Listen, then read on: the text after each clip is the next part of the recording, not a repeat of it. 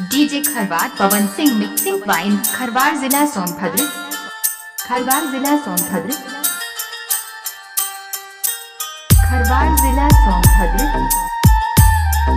DJ Kharwar Pawan Singh mixing wine Kharwar जिला सोनभद्र।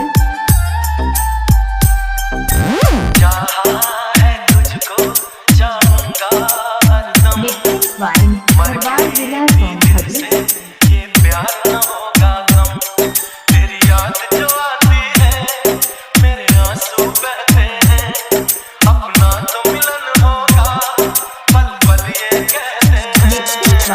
खरवार जिला सोनभद्र। बस तेरी कहानी है, बस तेरी कहानी है, ये जो जिंदगानी है। चाहा है तुझको चाहूंगा हरदम, मर के भी दिल से ये प्यार न होगा कम। DJ Kharwar Pawan Singh mixing wine Kharwar जिला सोनभद्र। खरवार जिला सोनभद्र। खरवार पवन सिंह मिक्सिंग वाइन खरवार जिला सोनभद्र। यदि आप हमारे यूट्यूब चैनल पर नए हैं तो आप हमारे यूट्यूब चैनल को सब्सक्राइब करें। DJ Kharwar Pawan Singh mixing wine Kharwar जिला सोनभद्र। तेरी वो बातें, वो चाहत की रस्में, झूठे थे वादे, क्या झूठी थी कसमें। मिक्सिंग वाइन खरवार जिला सोनभद्र। ये सच है, बस इतना कह दे, टूट जाए ना लम्हा एतबार का, दे कोई सिला मेरे इंतजार का। DJ Kharwar Pawan Singh mixing wine Kharwar जिला सोनभद्र।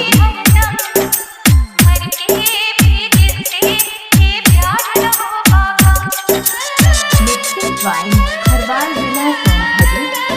मिक्सिंग वाइन खरवार जिला Sonbhadra.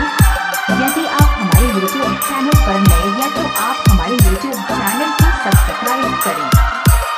DJ Kharwar Pawan Singh mixing wine Kharwar जिला सोनभद्र। मिक्सिंग वाइन खरवार जिला Sonbhadra. DJ Kharwar Pawan Singh mixing wine Kharwar जिला सोनभद्र। मिक्सिंग वाइन खरवार जिला सोनभद्र।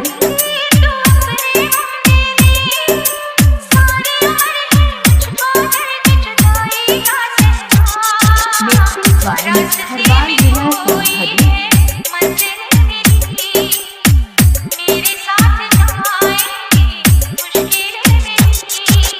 चाहा है तुझको चाहूंगा हरदम, खरवार जिला मर सोनभद्र। के भी दिल से ये प्यार न होगा कम।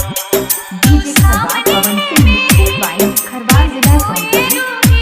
मिक्सिंग वाइन खरवार जिला सोनभद्र। मिक्सिंग वाइन खरवार जिला सोनभद्र।